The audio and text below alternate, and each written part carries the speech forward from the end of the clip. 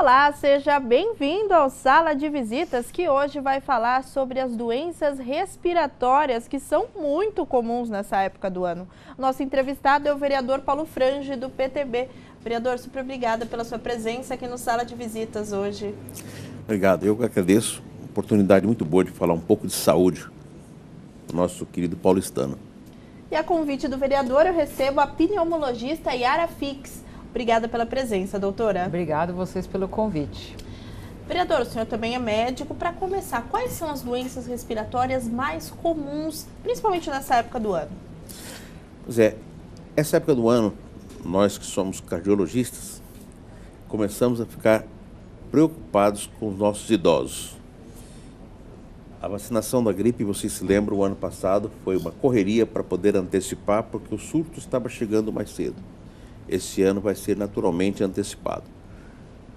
Agora nós estamos em outono, em seguida inverno. É o momento de ficar atento a essas situações. Outras situações que envolvem também a parte respiratória no adulto são as infecções decorrentes, principalmente daqueles fumantes que não se cuidam e que normalmente nesse período também tem as infecções respiratórias de repetição com mais frequência. E as nossas crianças que muitas vezes são aprisionadas pela doença asmática. E aí nós temos aqui hoje um especialista nesse assunto que pode nos esclarecer melhor. Mas a nossa grande preocupação, mais na ponta, em se tratando dos idosos nesse momento, é cuidar para que não fique ninguém com mais de 60 anos e aquelas indicações absolutamente precisas para que a gente possa vacinar a população mais uma vez. Yara, o vereador chamou atenção para a asma, que é uma doença bastante conhecida, mas as pessoas ainda não conhecem muito a fundo as causas. O que é a asma? Então, acho que a primeira coisa super fundamental para quem está assistindo é falar da palavra asma. Então, asma, bronquite, bronquite asmática, asma brônquica, se refere à mesma doença. Por que eu falo isso? Porque as pessoas acham que asma é uma doença grave e bronquite é uma doença leve. Asma ainda é uma palavra que dá medo, né? Então as pessoas têm medo de falar eu sou asmático e o colega às vezes tem medo de dar o diagnóstico de asma. Então a asma ela é uma alergia respiratória, então é uma sensibilidade do seu sistema respiratório que faz com que você reaja mais aos estímulos. Então o que é o estímulo? Poeira, mofo, ácaro, mudanças de temperatura, que nem nessa época do ano, né? Muito baixo, muito alto, muito baixo. As infecções virais, o exercício físico, o cigarro dos fumantes, principalmente no tabagismo domiciliar. Existem variações hormonais, ou seja, tem vários gatilhos que nas pessoas sensíveis vão provocar esse processo inflamatório. Como é que manifesta? No nariz, espirro, coceira no nariz, coceira nos olhos, sensação de obstrução nasal, que a pessoa fala, eu tenho uma gripe que não sara nunca, né? Rinite alérgica. E na asma você vai ter tosse, aperto no peito, chiado e falta de ar. Então esse é o quadro de asma e rinite alérgica. E a pessoa nasce com a asma, ela adquire com o tempo? Como funciona, doutora? A definição hoje da asma tem duas palavras-chave, né? Que a asma é uma doença heterogênea e variável. Por que isso? Porque ela tem uma variabilidade muito grande entre as pessoas e na mesma pessoa. Então você tem aquela asma bem típica, que é eu tenho de pequenininho, eu fui uma criança chiadora, eu tive episódios na minha infância, pode melhorar, sumir na adolescência, mas pode voltar a qualquer época. Esse é o quadro mais comum. Mas você pode ter crianças que tiveram quadros de asma bem importante, depois sumiu, nunca mais teve. E você tem o contrário, que é asma de início tardia. Eu nunca tive nada na vida e você tem quadros de início depois da adolescência. Então é importante lembrar que você pode ter asma a qualquer época da vida. E geralmente alguém na família tem uma doença alérgica, que pode ser respiratória, ou alergia alimentar, ou alergia de pele. Então perguntar, alguém na sua família tem alergia, ajuda no diagnóstico. Vereador, e climas como o de São Paulo, de grandes cidades, com muita poluição, são são principais agravantes também para esses quadros respiratórios, né? Sem dúvida. Todas as situações que podem agravar, a gente conversava agora há pouco com a doutora Yara, ela é tratada como um elemento que pode desencadear ou piorar aquilo que já tem de base, principalmente quem já tem asma. É lógico que em São Paulo nós temos aqui os nossos poluentes naturais, elementos particulados, a concentração de pessoas que eventualmente fumam em algum lugar e outro que acaba desencadeando a crise por perto. Mas, por outro lado, aquele que mora lá no interior, que mora lá no sítio, na fazenda, e que ao lado tem queimada de cana e que tem todos os elementos derivados da decomposição, do esterco dos animais, tudo aquilo que quando venta vai para dentro de casa, também tem suas crises. Então, ninguém está livre do processo. As pessoas onde estão, elas acabam por encontrar o elemento capaz de desencadear a asma. Muitas vezes no próprio trabalho, não tem a crise e trabalha num ambiente onde tem um fator que é capaz de desencadear. Nós visitamos recentemente uma empresa que trabalha com reciclagem de tintas. E o número de pessoas que trabalham ali é grande e a quantidade de pessoas que também têm crises também é grande. Importante porque alguns elementos são capazes de desencadear com mais intensidade do que outros, né? Mas o fato é que cada dia que passa está se implementando até nessas áreas do trabalho exames que são incluídos para que se possa acompanhar o trabalhador em ambientes que possam desencadear. Parece, doutora, eu não sei se a espirometria está incluída em todos esses trabalhadores que frequentam essas áreas. Isso. Porque é feito tudo, mede pressão arterial, mede glicemia, controla a glicemia, faz todo tipo de exame, audiometria, mas eu não sei se faz parte do protocolo acompanhar também esses pacientes. Faz sim. Isso é o capítulo das doenças ocupacionais. Existe a asma ocupacional, que é quando a pessoa tem asma e o trabalho tem um fator que piora a asma, ou quando a pessoa nunca teve asma na vida e pode ter uma asma iniciada por um fator ocupacional. Né? A asma é uma doença crônica, isso é super importante.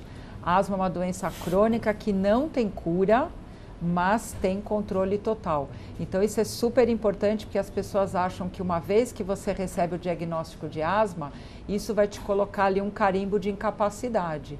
E a mensagem super importante é que a asma é uma doença de controle total, inclusive de você ser atleta olímpico. A asma nunca vai impedir você de exercer suas atividades plenas. Como é esse controle, doutora? Porque muitas vezes a gente fala sobre asma e já pensa na pessoa tendo aquela crise, a bombinha sempre acompanhando a pessoa, né? Muita gente tem essa visão. Como é feito esse controle? Está muito além disso, né, doutora? A asma, dos anos 90 para cá, a gente teve um grande avanço nos tratamentos disponíveis para asma. Então, tem que sempre fazer o diagnóstico correto, porque nem tudo que chia é asma, né? Então, é super importante consultar um pneumologista, um alergista, uma pessoa que tem pelo menos a familiaridade com a doença. Então, lembrar que a asma, você tem que ter quadros repetidos de tosse, catarro, chiado no peito e falta de ar. Então, se você tem quadros respiratórios com muita frequência e vive indo em pronto-socorro, recebendo vários diagnósticos, princípio de pneumonia, pneumonia atípica, gripe que não melhora, então isso é interessante que você procure alguém da área para ver se você tem asma ou não. O diagnóstico de asma é quadro clínico, principalmente auxiliado pela espirometria. Então, a espirometria pode ser alterada mostrando o quadro de asma. Muitas vezes a espirometria é normal, então o quadro clínico é super importante. Aproveitar a experiência do doutor Yara aqui, né? A gente percebe, doutor Yara, parece que o serviço público subestima muito a situação da asma. Não se chama tanto atenção para isso, não se busca tanto o diagnóstico. E o próprio paciente que não tem uma asma tão grave, ele também procura muito pouco o médico e acaba se resolvendo até que não tenha as suas crises maiores. É um problema de saúde pública? Ela está subdiagnosticada? Completamente, né? O grande problema da asma é o reconhecimento pelo próprio paciente, principalmente nos casos mais leves e intermitentes, ele acha que ele teve uma gripe que não funciona, não melhora. Então, esses pacientes acabam indo e voltando em pronto-socorro, tomam corticoide, tomam um broncodilatador e não fazem o tratamento preventivo. Então, é super importante as pessoas entenderem que se você foi 4, 5 vezes por ano no pronto-socorro, provavelmente você tem alguma doença que possa ser prevenida e a doença mais comum é a asma. A alimentação tem relação também com essa Geralmente prevenção? não. Os gatilhos da asma são inalatórios e por isso é difícil de você retirar o fator desencadeante. Então eu falo que o asmático eu só consigo interferir, não tenha um gato, né? Não compre um gato, e asmático adora gato e ele fica com o gato e troca de médico, então até a gente tem que lidar. E eu falo, pelo amor de Deus, não fuma, ou em caso de criança que os pais não fumem. O resto, ela é uma alergia que você vai ter que conviver com isso. Então, o correto é, feito o diagnóstico, é entrar com o tratamento. Qual é o tratamento? É o corticoide inalatório, é bombinha de corticoide. E aí é o nosso segundo problema. Mesmo que você tenha o diagnóstico, a gente vai lidar com os 2 mitos da asma. Um é usar bombinha. Segundo, é usar corticoide. E aí é a grande avanço no tratamento é explicar que, primeiro, bombinha não mata, né? Bombinha é a melhor maneira de usar o remédio. E corticoide inalatório não engorda. Então, são os 2 grandes mitos no tratamento da asma. Mas uma vez que você orientou, entrou com a medicação, que é o corticoide inalatório, ajudado pelo broncodilatador, os 2 inalatórios, né? A pessoa tem vida absolutamente normal. Então, Yara, vou até chamar a atenção. Por que, então, tão mais frequente as crises no período noturno, pela madrugada? Então, a asma, ela tem uma peculiaridade. Ela é desencadeada por esforço físico e ela tem uma piora noturna. Então, algumas ideias da piora noturna é que a gente tem um ciclo circadiano de função pulmonar e mais ou menos das 3 às 5 da manhã é onde a gente tem a pior função pulmonar. Então, se você já tem uma função pulmonar um pouco diminuída, que durante o dia não te deu sintoma, vai te dar sintoma à noite. Então, o despertar noturno por asma é um marcador de mau controle da asma, do mesmo jeito que a limitação para fazer atividade física. Então, muitas pessoas acham que eu não consigo correr na esteira porque eu não nasci para isso. Na verdade, você é asmático e não sabe.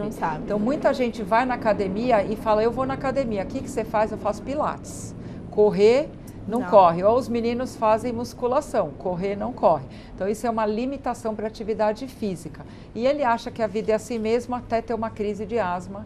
E aí, olha, eu tenho uma crise de asma, mas como que você era? Ah, eu nunca corri na esteira. Então, na verdade, é uma falta de diagnóstico do asmático leve. Bom, o assunto está muito bom, está fluindo bem, né? Mas nós vamos precisar fazer um rápido intervalo. Já já o Sala de Visita está de volta com mais curiosidades sobre doenças respiratórias.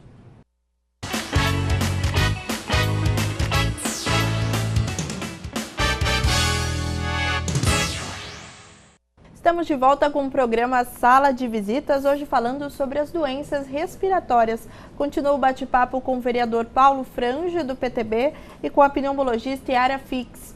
Doutora, grávidas que têm asma, como funciona a gestação? O filho pode também ter asma? Como é isso? Então, a asma e a gravidez, elas vão paralelo, uma não interfere na outra.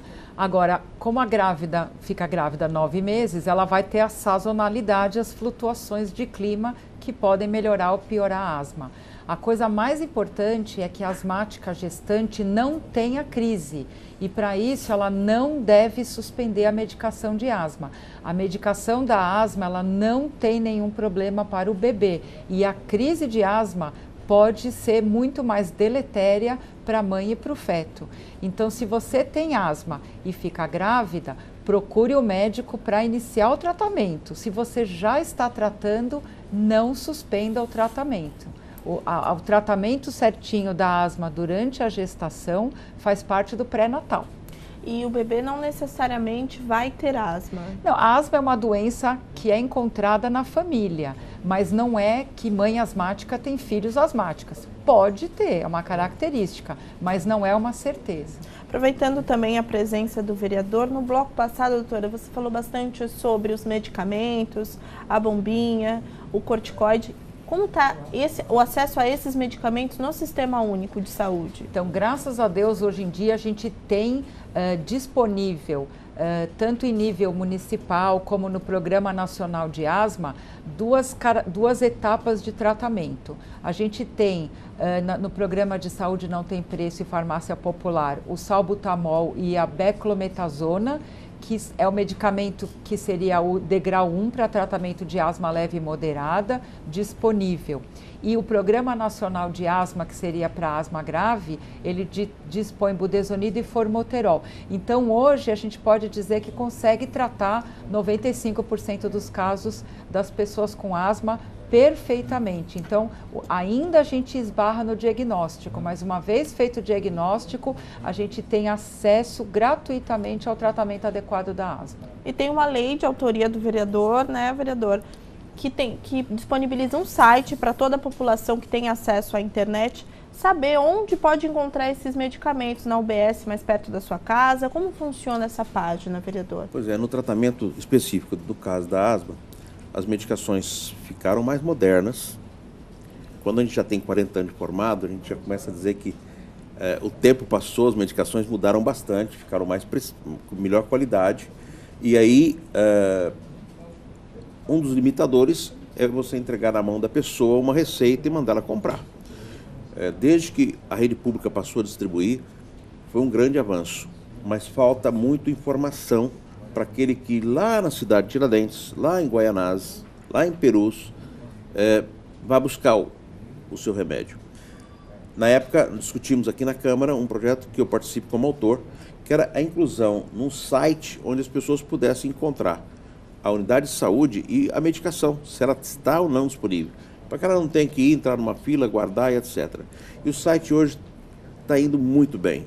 O site é Aqui Tem Remédio, tudo junto, .sp.gov.br. Você pode baixar um aplicativo, tanto Android como no seu iPhone, você pode baixar e tem no aplicativo. Então você coloca o endereço da sua casa e imediatamente aparece e coloca o nome do remédio em seguida, na segunda linha. E vai aparecer o mapa e embaixo o nome das unidades que tem o remédio. É importante que essa distribuição não é tão fácil numa cidade com mais de 500 pontos de distribuição de remédios. Às vezes você encontra que a medicação está em processo de compra, não tem naquele dia, você acessa no dia seguinte, ela já chegou. Ou uma semana depois, já chegou. O fato é que hoje nós temos condição de oferecer a grande parte desse tratamento. Infelizmente, isso não aconteceu em outras épocas. Então, como ela colocou, é uma doença crônica, a hipertensão é uma doença crônica, a diabetes é uma doença crônica, isso está disponível. E uma outra situação muito interessante, como a gente começou falando do idoso, é que tem direito agora à vacinação, que está chegando. A asma, por ser considerada uma doença crônica, também está entre aqueles que recebem prioritariamente a vacina da gripe. Portanto, então, quem tem asma pode receber a vacina, assim como os idosos? A asma, o diabético, tem 35 anos, tem 22 anos, não importa. Ele está na rede, foi atendido num consultório privado ou de uma operadora de saúde, com o pedido do médico, vai na unidade de saúde e recebe. Prioritariamente, nós temos que tratar as pessoas com doença crônica. E que tem uma lógica, um paciente com asma, que desenvolve um quadro gripal, que de repente desencadeia uma crise e eventualmente tem uma pneumonia, o custo de tudo isso, o sofrimento humano é muito grande perto da prevenção e daquilo que pode se fazer para que não aconteça. Doutora, a Associação Brasileira de Alergia e Imunoterapia diz que 10 a 30% dos adultos têm rinite e 40% das crianças. Por que esse aumento tão grande de incidência? Eu acho que os seus números até estão bonzinhos, né? É maior, né? Estima-se que hoje é mais difícil achar alguém que não tenha rinite do que tenha, né? A rinite alérgica... esse quadro, doutora? a incidência de alergias no mundo só vem aumentando. Nos países desenvolvidos, a alergia alimentar é uma coisa que é assustadoramente elevada e a alergia respiratória também. Como o quadro da rinite alérgica é um quadro que tem uma alta morbidade, mas não tem mortalidade, em outras palavras, ele atrapalha a vida, mas não mata, as pessoas tendem a conviver com a rinite como se aquilo não fosse nada. Então você vê, né, o coçador, a pessoa tem aquela linha no nariz e meio vive com aquilo. Mas a rinite tem um impacto negativo na qualidade de vida absurdo. Então já tem vários estudos mostrando perda de rendimento escolar em criança com rinite alérgica, inclusive com distúrbios graves do sono, apneia do sono, apneia obstrutiva do sono, só causada por rinite. Aqueles distúrbios de respirador oral, né, aquela criancinha que já chega, que já dorme, a gente fala dorme cantando, né, dorme de boca aberta, ronca.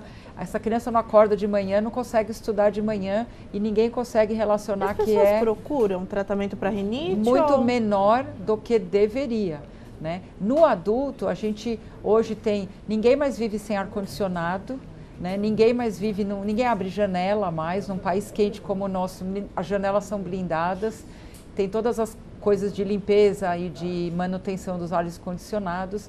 Então, o que a gente vê na prática clínica é que aumentou muito a incidência de rinite alérgica, tosse seca, doença irritativa, né? Então, são doenças que você não morre disso, mas que tem um impacto na sua qualidade de vida, qualidade de sono e qualidade de atenção enorme. E as pessoas não dão valor. E esses descongestionantes nasais, vereador? É a coisa mais comum você ver alguém pingando, né? Até que ponto eles ajudam e até que ponto eles inibem, né? O que você ali está sentindo já tem um tempo e pinga e finge que nada está acontecendo. Para nós, depois a doutora comenta, mas na cardiologia a nossa preocupação é que você vai utilizando, muitos deles tem produtos que são vasoconstrictores, que provoca uma vasoconstricção para diminuir o desconforto e a congestão. E com o tempo eles vão aumentando a dose e a pessoa vai exagerando nisso. Nós temos pacientes que desenvolvem inclusive arritmia cardíaca e chega sentindo palpitação, você tenta explicar e aí é que falta um tratamento equilibrado, orientado da rinite, não é só colocar o vasoconstrictor, tem todo um processo de tratamento. E antes de passar para a doutora falar disso, doutora Yara, lembrar que esse assunto do aumento da alergia e dos efeitos dessa vida mais urbana que nós temos tido em cidades como a nossa, Vertical. Vocês viram o debate que foi aqui, a discussão do uso do solo, o parcelamento do solo, a preocupação de se manter a distância entre os edifícios para que recebam sol. O sol é um grande antisséptico, para que o sol possa chegar até o solo, né? Não é só ficar construindo. E na hora de construir também, você também tem todos os problemas, onde você tem o banheiro de casa e o banheiro, ele é separado do guarda-roupa por uma parede. A umidade passa. Nós temos mofo atrás. Não se cuida direito, não se limpa muito bem o chão e não se cuida também do colchão. O perigo e nós tá temos dentro o ácaro de casa, presente. né, vereador? A poeira é o principal causa de rinite aqui no Brasil. Então, o cuidado começa dentro de casa, né? Isso. As casas com mais carpete do que deveria, quando não são carpetes, são tapetinhos, que além de todos os problemas ainda costumam frequentemente levar os nossos idosos com fratura de colo de fêmur para o hospital, as quedas dentro de casa. Enfim, é todo um cuidado. Por isso que, quando se vai ao médico, ele tem que atender o paciente de forma holística, ele tem que entender todo o ambiente que ele trabalha. Animais de estimação. Falar dos animais de estimação e etc. E em todo esse ambiente, ele poder oferecer opções para o paciente. E na hora de tratar, o pneumologista não trata sozinho. Na grande parte das vezes, ele precisa também de outros profissionais. É uma atividade que você precisa muito da multidisciplinaridade. Cada vez mais a medicina os profissionais de saúde se somam no tratamento de uma patologia qualquer. Nesse caso, é quase impossível você ficar distante dos serviços de fisioterapia pulmonar, onde você tem um resultado extraordinariamente grande quando você consegue associar ao tratamento um outro profissional da maior importância, que é o fisioterapeuta. Felizmente, nosso tempo está acabando. Doutor, eu queria pedir para que você, primeiro, agradecer, claro, a sua presença aqui, os seus esclarecimentos que foram super úteis. Pedir os seus contatos. De repente, alguma pessoa assistindo aqui ao Sala percebeu que está com algum sinal de alguma doença respiratória, como pode conversar com você? Acho que por e-mail, né? ifix@uol.com.br. Mas eu acho que o mais importante é passar a mensagem que é procure alguém pneumologista, um alergista, um otorrino, pediatras, mas que doença respiratória crônica repetida não é 5 vezes pneumonia, que a asma é uma doença extremamente comum. Em criança, no Brasil, é 25% das crianças. As pessoas, quando eu falo esse número, ficam assustados, mas que é uma doença de tratamento extremamente simples, disponível na rede pública e que tem muita gente sofrendo desnecessariamente. Vereador, obrigada pela sua presença aqui no Sala mais uma vez e pedir para que o senhor deixe seus contatos. Aqui na Câmara, o e-mail é paulofrange@câmara.sp.gov.br, o ramal da Câmara 4428. A gente está sempre respondendo essas perguntas, surgem muitas perguntas. Estamos sempre à disposição. O importante é que nós, como não sabemos de tudo, nós direcionamos essas perguntas sempre para os especialistas. Não deixe de perguntar, não durma com dúvida. O importante é estar atualizado e levar conhecimento para a população, para que a gente possa prevenir mais, tratar menos. Esse é o papel do Sala de Visitas, também esclarecer dúvidas. Obrigada a você que nos acompanhou em mais uma edição do programa. Até a próxima. TV Câmara São Paulo, informação para a cidadania.